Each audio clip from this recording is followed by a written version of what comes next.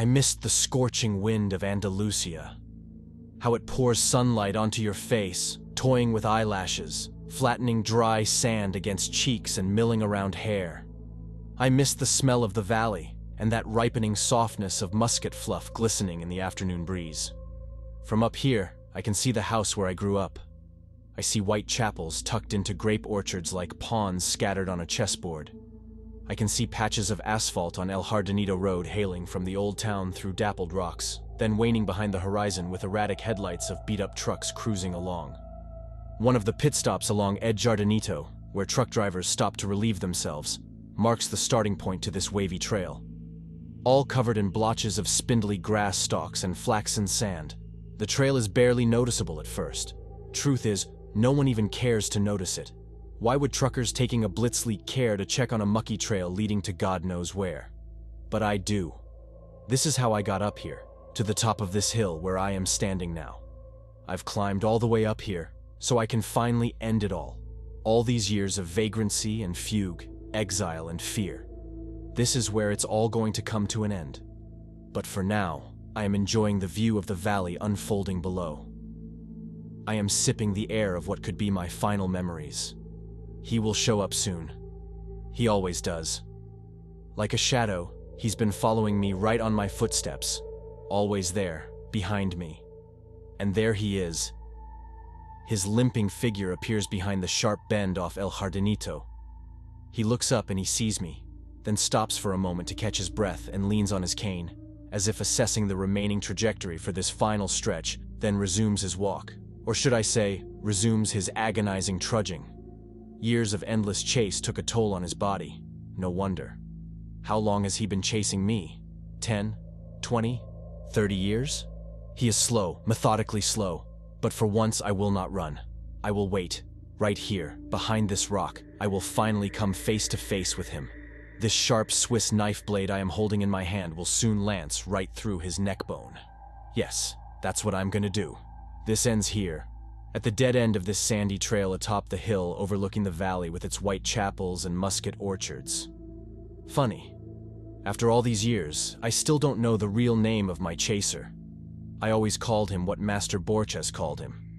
He who wanders. He who wanders, listen. I will kill you. Borges. The Borges. I idolized him when I was in college. Many did, but I was different. It was 1961. I was an average lazy learner at the Universidad Laboral de Córdoba, floating around from one semester to another with barely passable grades. I had very few friends and almost no interests. One can say that I had an early form of an identity crisis. Besides chugging anisado, my only other passion was literature. Latin American literature. Borges and Neruda were at the forefront. One could only imagine my excitement when I saw a pamphlet hanging on the wall of the literature faculty. Spaces were limited, but who cared? It was the man himself, Jorge Luis Borges, coming to give us a lecture followed by an open panel of questions. Like a maniac, I rushed to the auditorium hours before the lecture. I was the first in line, and when the doors opened, I got the front row seat. The auditorium was packed with drooling chins of young, self-proclaimed prodigies, awaiting the arrival of the Great One. And there he was, the blind lord of literature, walking upright onto the stage with a cane, and his loyal assistant right by his side. Standing ovation. He nodded and made a "thank you, please be seated" gesture. Then he began. The lecture was dedicated to Spanish writers. I cannot distinctly recall if it was Cervantes or de Vega. It truly made no difference. Somehow, I managed to sit through his entire lecture, which lasted over 3 hours, and remember nothing. He talked slowly and methodically, pouring honey into our ears like Segovia's guitar, with his absent eyesight affixed on the ceiling. And then it happened. Something that caught me completely off guard. Before closing the day, Borges was about to take questions from the audience. Of course, I raised my hand and so did about hundreds of other students. One of Borges's assistants whispered something into his ear, which made him smile. It is an honor for me to be in front of an audience of young people, but our time is not infinite, he said with blind eyes still pinned on the far corner of the hall. For that reason, I will randomly pick questions from 5 of you. I have never won any prizes or lotteries in my life. When I played poker or blackjack, I lost far more than I won. I knew my limitations, and that turned me into an average, apathetic person, rarely trying to outdo oneself. And so, sitting still with little ambition, I got used to that. Until that moment, when I saw Borges pointing his finger in my direction, that came as nothing short of a shock. Me? Yes, young man. Senor Borges picked you. Step forward and introduce yourself, said his assistant. I did not know what to ask, so I quietly mumbled my full name. Fernandez Agustin Navarro. Borges shifted his gray-shaded pupils in my direction, as if reacting to a sudden buzzing of a fruit fly. Fernandez Agustin Navarro. Navarro. Haven't I met you once before, young man? He asked. No, Senor Borges. I never had the honor. But you will. We will meet again, Senor Navarro. You and I will meet again. But for right now, what is your question? The rest of the day was foggy. I don't even remember what question I asked. It must have been about him winning the Prix International. Not sure. And maybe not important. No, not important at all. The greatest writer in the history of mankind called me by name, and then that bizarre, unreal thing he said about us meeting again? When? 9 years later, in 1970. And there I was, a somewhat promising journalist in one of London's somewhat scandalous tabloid newspapers. Every week my name was featured on the second page alongside with celebrity chronicles and vile rumors. My paycheck was decent enough for a small studio flat by Manchester Square. After years of having been pent up by directionless studies, you could say I became something more than an average, or at least, that is what I believed. That day, it was early October, arguably the best season in London, began as usual. I ate my chic breakfast consisting of 2 scrambled eggs, ham, toast, and dark roast coffee at Barrymore's Diner, and was ready for a pleasant walk to the office. It was shortly after 8 a.m., and I was in no hurry. My route was the same as it was every day. Past the square, right turn on George Street, left turn on Thayer, another right on Marylebone. My thoughts that morning were all preoccupied with the piece I was working on, so I was slowly making my way through the square when something caught my eye. Or rather, someone. At first, I did not pay much attention to him, no more than I did to anybody else who idled at the square that morning. Hippie rascals with soiled hair playing guitar on every corner was a common theme in those days, and London town was certainly no exception. So here was another one of those misunderstood love proclaimers, sitting right behind the gated area of the square. Striped, worn-out jacket, heavy cap, sandals with clots of woolen socks sticking out. A common hippie bum, as anyone may have thought. I thought so too, except this one had something that made my intestines churn. I didn't know what it was, but once I saw him, I felt the irresistible urge to instantly walk away and never see him again. The way he looked at me, that gloomy frown that made me think of a line from Oscar Wilde. That fellow's got a swing. There certainly was something outer-worldly about that fellow. His eyes, as if carved from a rock below his forehead, were mercilessly drilling thousands of tiny holes through me. I added pace. As I turned back one last time, I noticed him slowly walking towards me. Past the gates of the square, onto the street, paying no attention to screeching tires of honking cars, walking right towards me. He's just a bum. No, he is not. Just another one of those unwashed hippies. No, run, run, run. George Street was empty like in post-war bombed quarters. I could hear my brisk footsteps. Or was it the drubbing of my aorta against the chest? He was catching up. Run? Don't be silly. Yes, run. First slowly, as if you're trying to not show your chaser that you're scared. No, not scared. More like in a hurry. Why am I running? I can take him out with one punch. But it really wasn't about that. It was my first experience of that feeling, which I can only describe as some sort of primordial sense of fear, panic, dread, unexplained sense of looming doom arching above you like a dark figure with a scythe. I ran. I ran faster than my feet could move. As I turned the corner on Thayer, I paused and looked back, fearing to see him right behind. Scrambled eggs, toast, and dark roast coffee were about to make their way back up through my esophagus. Wiping the sweat off my palms onto my pants, I bent forward in a protective position and looked around. Empty windows of George Street were checking me out like a toddler witnessing parent in a cowardly act. Whoever that man was that incensed me into this uncontrollable panic, he was now gone. Shame on you, Fernandez Augustin, I repeated to myself while making futile attempts to enthrall palpitation to subside. Shame on you. I mumbled, repeating that word. Mumbling turned into whistling that song by Magic Lanterns. Shame, shame. I whistled, acting calm and self-composed. I sang without knowing words, only to convert my mind to something else. I sang so others wouldn't notice me shaking. I climbed the stairs of my office building, 3 at a time, 3rd floor. The familiar smell of typography oils calmed me down. Safe heaven. Shame on you, Fernandez Agustin Navarro. Even now I question myself whether my journey to madness began on that day or was it underway for many years. Madness that creeps in and recedes in tidal waves. Is that how it usually happens? All I know is that an hour later, I was laughing at my little moment of weaknesses. Preposterous and rubbish, my thick Andalusian twang spoke to me. The idea of being fully checked out by a specialist did cross my mind, and I immediately thought of Dr. Patel in Camden Town. He'd give me a comfortable medical diagnosis like a panic attack and prescribe some white pills, I thought. Little did I know that the day had more surprises in store. The unnerving script development continued in a more eerie fashion when my boss marched to my desk with a pack of printed paper. No, Navarro, you are not going to see Dr. Patel in Camden Town, who will make a judgment call on your insanity. Instead, you are going to do an article on Jorge Luis Borges's new book.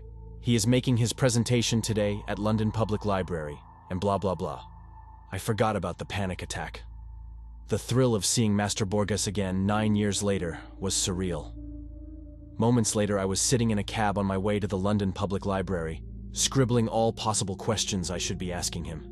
El Informe de Brody? Other books? Forget it. I knew very well what I would ask.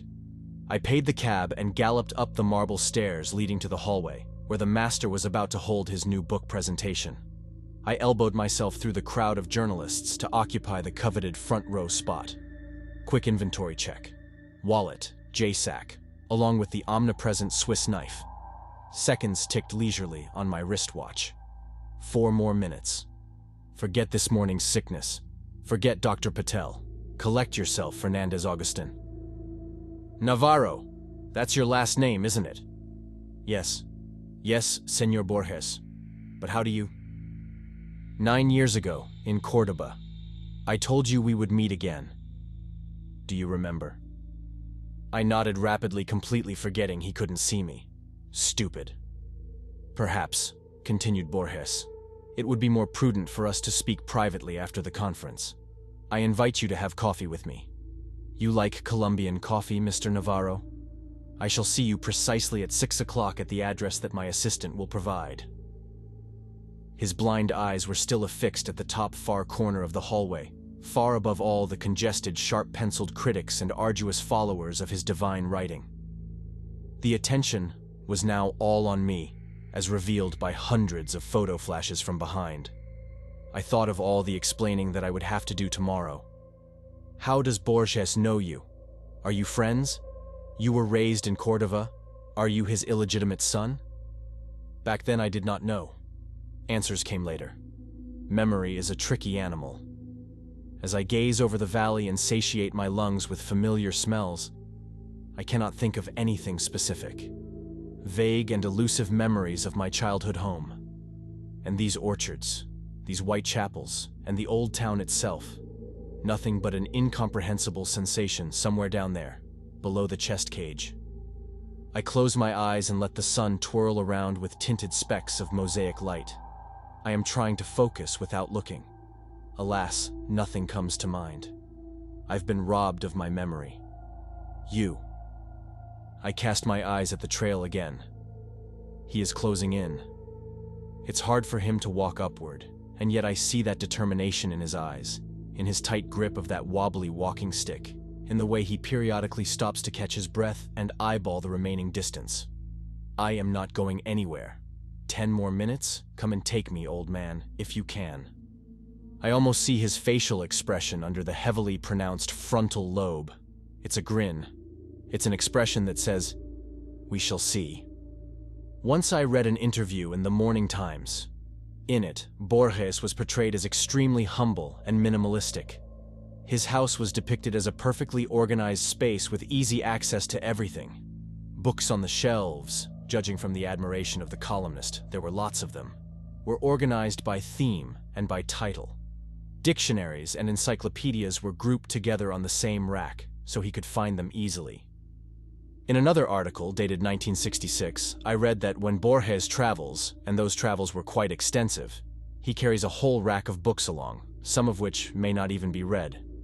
When I entered his hotel room, that very book rack was the first thing that caught my eye. I stood perplexed at the multitude of titles, most unknown to me, when I heard the door swing wide open, and there he was entering through the doorway with a lacerily swinging con. "Ah, Senor Navarro, how kind of you to visit this old man." I took a step towards him and produced some gibberish like, "Pleasure is all but mine." He half smiled and pointed his hand to the chair. "I know you will quite enjoy the taste of Colombian dark roast." Borges sat down and leaned slightly backwards, without releasing his cane. "Do you know the biggest advantage of being blind?" he asked, and answered immediately. "Blind don't need light, so my utility bills are way lower." He laughed at his own joke, only to be interrupted by his assistant carrying a tray of aromatic coffee poured in 2 small porcelain cups. Amazing how the very idea of drinking coffee instantly changes your mood before you even take your first sip. As I was readying to go on a pre-scripted monologue of expressing my gratitude and honor, Borges jumped right into the action. "I will get right to it, Senor Navarro. About you being here and about me remembering you. I know you have many questions. I will attempt to answer some, but not all. When you leave this hotel, there will still be some questions that you will have to find answers to, on your own." He gently picked his cup of coffee, and with hand somewhat shaking, took an artistic sip. Yes, I had questions.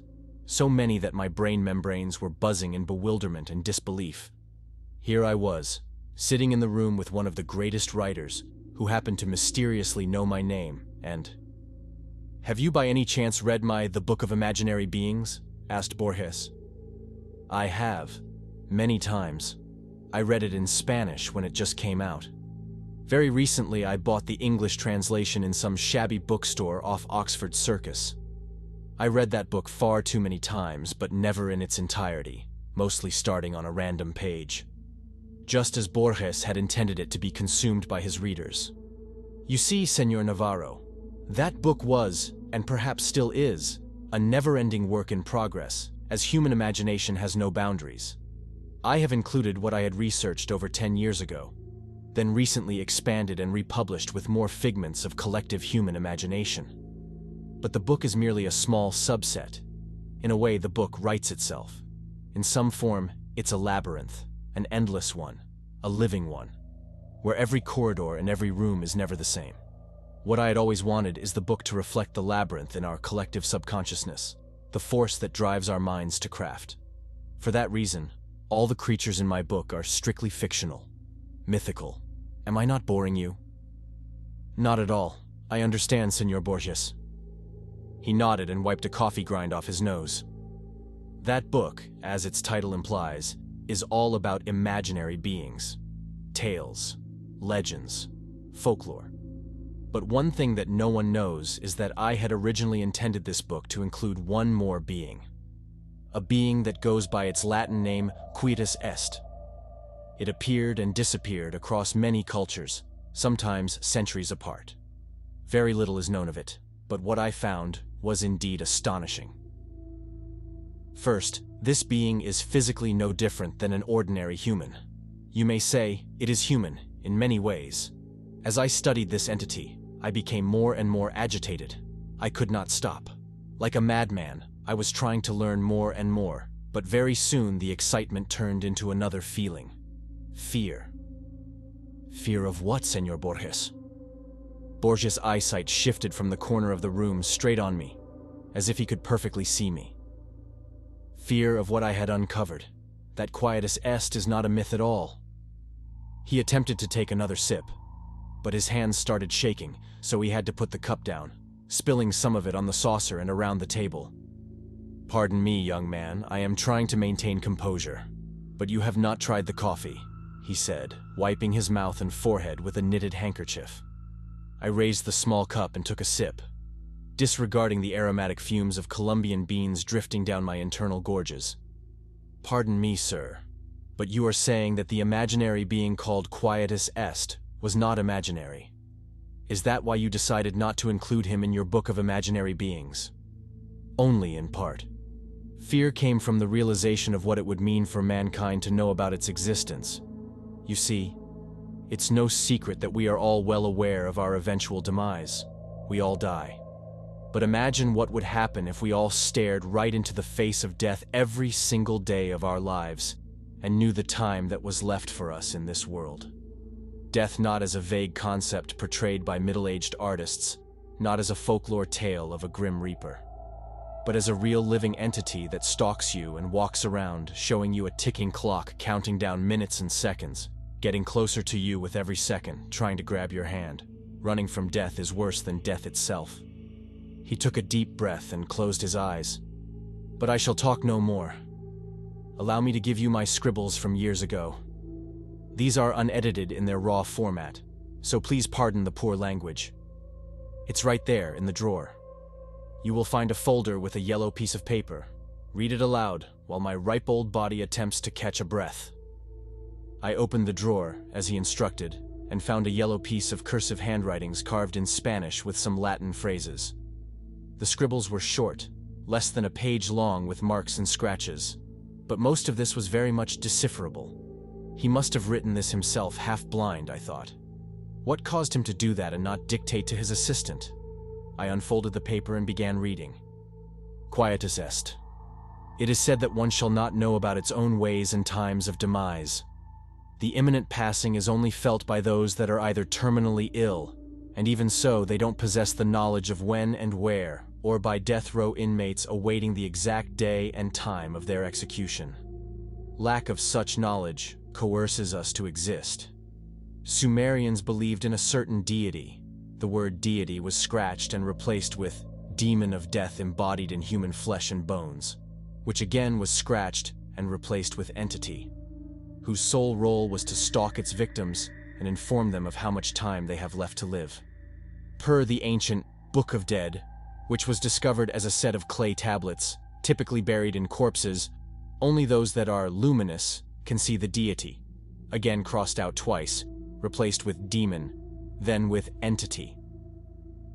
The luminous ones are thought to be either people with high spiritual powers or vice versa, the cursed ones, condemned by priests. The reference briefly reappears in some Egyptian manuscripts, but in later writings is replaced by Anubis or, in rare occurrences, by Horus. The writings again depict this unnamed being as an eternal human who never sleeps, but always wanders. What's strange is that neither Sumerians nor Egyptians ever gave the entity a discrete name. However, the latter rare findings during Dark Ages refer to him as Quietus Est. The only depiction of Quietus Est was that of an ordinary human standing next to a sun clock, which was used to measure the time that the Chosen One had left to live. From time to time, Quietus Est stalks the Chosen One, and, when cornered, moves hands of the clock forward to shorten the lifetime. If the Chosen One cannot escape, then his time eventually runs out. The very last reference was found in. Enough, Mr. Navarro. You understand the idea. Now on to the main question. Why are you here? He drew closer, and a dull shadow from a lamp cut right through his elongated forehead. Quietus Est is an eternal wanderer who is always with us. The timekeeper who sits at the edge of the stage with a ticking watch on his wrist. The greatest gift given to mankind is its inability to see him.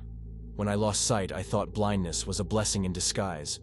But one does not require eyes to see the wanderer. What eyes cannot see, ears can hear, and skin can feel. I hear him. I feel him. You are here, Mr. Navarro, because you and I are the luminous ones. Borges paused and asked me with a trembling voice, Mr. Navarro, you saw him too, didn't you? Cold shivers that have been accumulating in my lower back rushed up my spinal cord in millions of explosions. Nausea formed a massive ball of air in my throat, and for a moment I struggled to breathe. Desperately trying to cease the thumping inside, I pushed words out. I saw him today. How do you get used to the notion of being a passerby on this earth? Ordinary humans do not have to get used to that. We have that built-in protection layer, that safety cork in our brain membranes that separates the realization of being mortal from flooding down upon us. It allows us to breathe the air. It lets us exhibit this extraordinary, yet sacred carelessness. The mental block that denies the laws of life on a primitive emotional level even for the keenest scholars. The indecipherable tetragrammaton is shown to us in every step we take, in every cup of Colombian coffee we sip, in every word of wisdom that we collect from books. Every second we bypass the sinister tick-tock and hear the name of the god being whispered into our ears. And yet we, humans, turn around and whistle, shame, shame, deceiving our own self-cognizance. And that, as Senor Borges called it, is the true blessing. Those who possess the name of the divine being are doomed. Knowledge is madness. Knowledge is inexistence. Knowledge of death is worse than death. We sat in his hotel room until early morning, the two luminous and doomed souls. Our casual exchange of words was amplified by the ticking of the clock. It was dawn when I noticed Borges nodding in his sleep. His left hand was still resting on the cane, and his pupils were shuffling behind shut eyelids. Borges was dreaming. So must have I. As I was exiting the foyer of the hotel, I hid behind the column and looked around the street. It was empty. Bleak light of street lamps drew strange crossbeams on pavements. Early October leaves were gyring in closed circles like witches around the fire. I was looking around, hoping to not see him. He wasn't there, but he was. I felt his presence not very far from me. Muscat orchards. They resonate inside like echoes of a guitar string heard from a deep alcove, but nothing particular comes to mind. I am trying to shift focus from one object to another, but my nomad memory is lost in endless labyrinths. You took my memories away from me, didn't you? Wait, mortal. Wait 5 more minutes and you will know the answer, I hear in my brain. He is talking to me now. I can see how the long, uphill walk is wearing him out. But what are pain and tiredness when you're crossing the finish line? As Boris warned me, do not ever come close to him. Do not look him straight in the eyes. He will always be near. His watch will be ticking. If he attempts to catch on, run. But he will forever follow. In a way, he will be like a shadow of you. And I ran, and he wandered. I evaded. He followed. He came too close to me in my hotel room on the second day after my long night in Borges' quarters. The fool in me still thought that escaping from him would be as easy as moving into a new flat or checking into a hotel. So I did just that.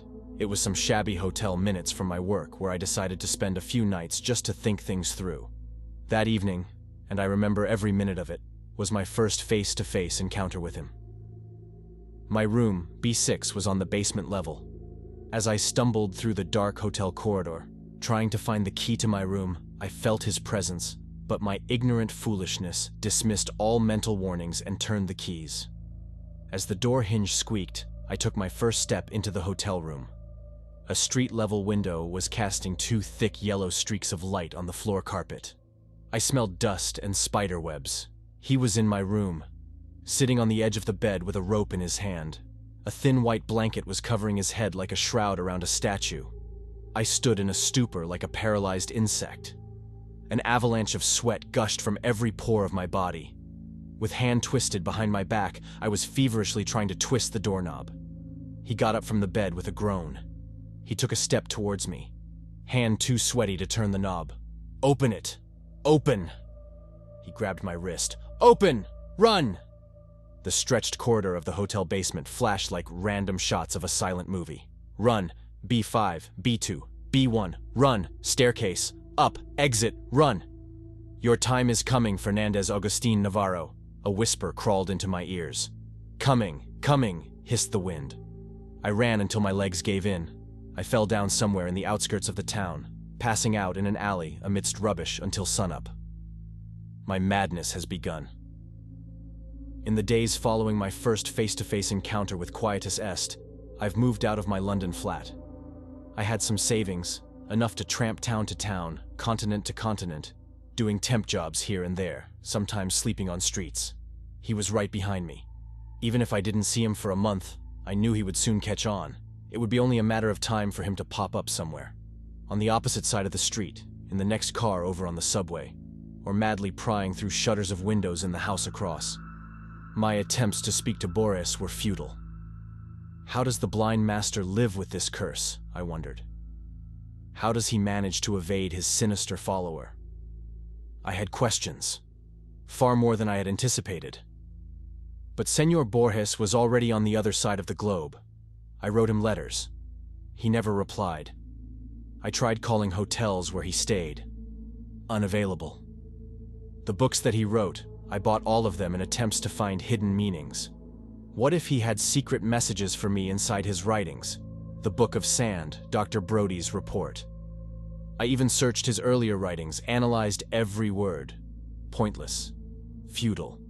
Until 1983. Shakespeare's Memory. His final book, as it turned out to be.